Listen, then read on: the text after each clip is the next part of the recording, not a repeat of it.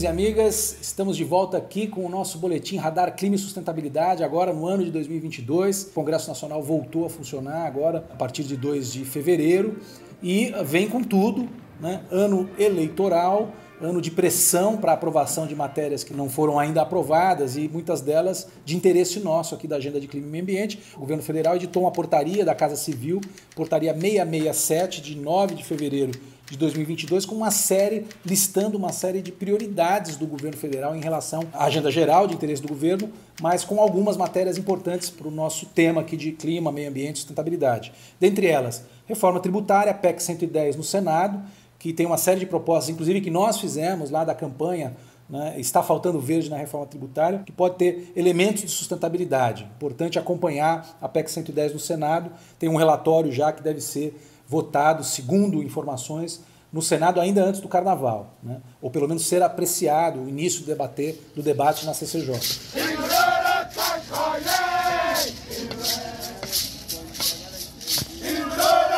Marco temporal de terras indígenas, que é o PL 470 de 2007, PL de mineração em terras indígenas, PL 191 de 2020, ambos em tramitação na Câmara, críticos para a questão dos direitos socioambientais, dos direitos dos povos indígenas. O PL do licenciamento ambiental, que continua no Senado, nas mãos da relatora, a senadora Cátia Abreu, e ouvimos informações de que ela está sendo muito pressionada para apresentar o relatório nas próximas semanas. O PL de regularização fundiária, que aliás é de autoria do filho da senadora Cátia Abreu, o Irajá Abreu, PL 510, do Senado, e PL 2633 da Câmara, são os PLs da grilagem. Os dois devem estar sendo apreciados logo no retorno dos trabalhos após o Carnaval, precisamos acompanhar de perto. Eu destaco como forte indício da pressão que vem aí da ala mais radical, da ala menos conversável, né, do agronegócio, a gente brinca aqui e diz que tem uma ala do ogronegócio, é o PL do veneno, o PL dos agrotóxicos, o PL 6299 de 2002, que já foi aprovado em menos de 2 semanas de funcionamento da Câmara dos Deputados, agora na Câmara,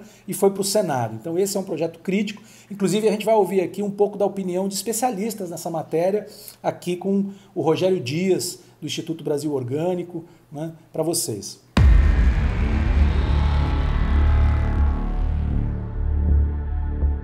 Porque os pontos que a gente tem são muitos pontos, mas, logicamente, tem alguns pontos que são mais escandalosos, né? Talvez a questão de tirar o parecer decisivo da Anvisa e do IBAMA na parte ambiental e na parte de saúde. Isso é uma situação bastante complicada, por mais que a gente saiba que, no panorama de hoje, eles estão aprovando um monte de projetos, um monte de produtos, apesar de ter que passar nos 3 órgãos, mas a gente sabe que pode ficar ainda pior a situação. Então, esse é um dos pontos. O outro ponto que eu acho que é muito grave é a questão da mudança de que hoje é proibido registrar produtos que as substâncias sejam sabidamente de risco de causar câncer, mutações genéticas, tudo isso, né, mutagênese e tal. Então, eles estão tirando isso e colocando a questão do risco inaceitável. Só quando você tiver alguma substância com risco inaceitável. E aí fica aquela história, quem vai definir o que é esse risco inaceitável?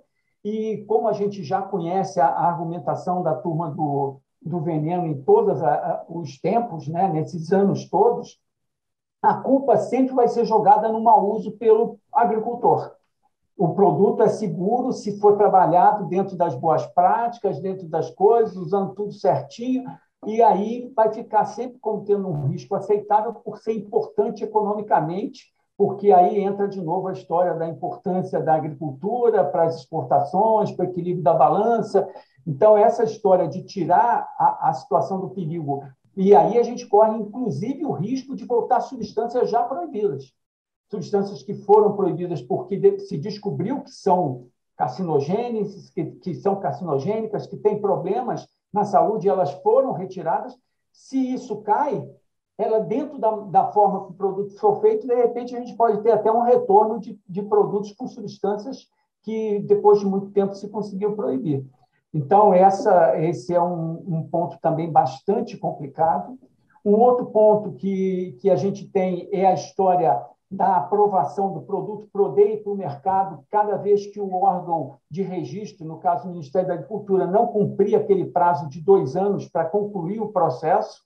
Então, o que vai fazer? A sociedade vai ser a cobaia, né? Vai ficar utilizando produtos, e aí a gente sabe como é que é fácil você desmontar a máquina pública para que ela não dê conta de fazer nada no prazo. As empresas de agrotóxicos já usam a estratégia hoje em dia de botar um monte de processos lá dentro para travar o andamento de produtos que eles não querem que venha para o mercado. A gente já sabe, quando você pega a relação de produtos aprovados, o registro, vários desses produtos nunca foram para o mercado. Eles entraram na fila de registro somente para poder fazer o processo travar. Então nós temos aí um volume de matérias relevantes, de alto impacto, e temos também projetos positivos, né? A PEC do Clima, a PEC 37, da Segurança Climática tramitando na Câmara dos Deputados, a PEC do Clima no Senado, a 233 de 2019 também, o PL Brasil Carbono Neutro 2050, aprovado no Senado ano passado, tramitando agora na Câmara, o 6539 de 2019. Temos também o PL do Mercado Brasileiro de Carbono, um projeto de lei importante que pode criar ferramentas, né, de incentivo à conservação ambiental, o PL 528 de 2021, que está prestes a ir para o plenário, aliás, pode já a qualquer momento ir para o plenário da Câmara. Um PL de concessões florestais que atualiza a Lei 11.284, que trabalha com a questão da gestão de florestas públicas, o PL 5518 de 2020, que moderniza, permitindo concessão, por exemplo, de serviços ambientais, inclusive restauração florestal em terras públicas. Portanto, tem projetos de lei também positivos que, obviamente, a gente está não só acompanhando, como tentando fazer com que eles avancem na Câmara e no Senado.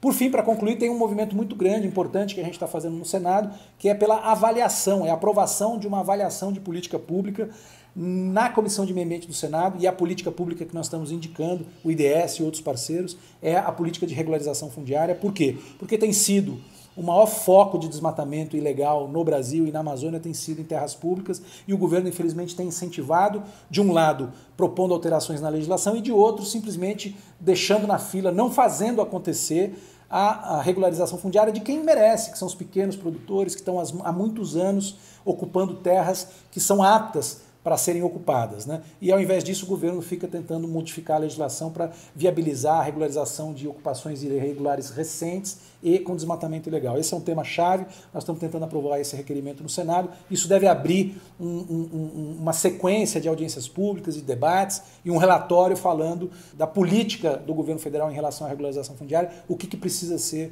reformado, atualizado, aprimorado para reduzir o impacto negativo que essa despolítica, vamos dizer assim, está causando. Então é isso, meus amigos, o ano começa muito quente, o ano começa promissor em termos de emoções, muitos projetos de lei em debate na agenda de clima e meio ambiente. Vamos monitorar e acompanhar aqui no nosso Boletim Radar Clima e Sustentabilidade.